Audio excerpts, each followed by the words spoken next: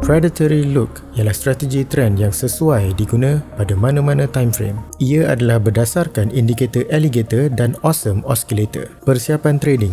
Pilih carta Japanese Candlestick dan pilih 5 minit sebagai time frame. 10 minit sebagai tempoh trade. Buka bahagian indicators dan hidupkan indikator Alligator dengan tetapan yang sedia ada. Kemudian di menu indikator, pilih Awesome Oscillator dengan tetapan yang sedia ada. Gabungan kedua-dua alat analisis teknikal ini akan memberi signal utama untuk membuka trade. Membuka up trade.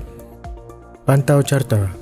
Signal untuk membuka up trade ialah saat di mana garisan hijau Alligator yang dikenali sebagai lips merentasi garisan pengimbang biru yang dikenali sebagai jaws dari bawah ke atas, dan bar hijau yang pertama di histogram oscillator hadir. Entry point bagi down trade hadir bila terdapat persilangan dari atas ke bawah garisan lips dan jaws dan kehadiran bar merah pertama di dalam histogram.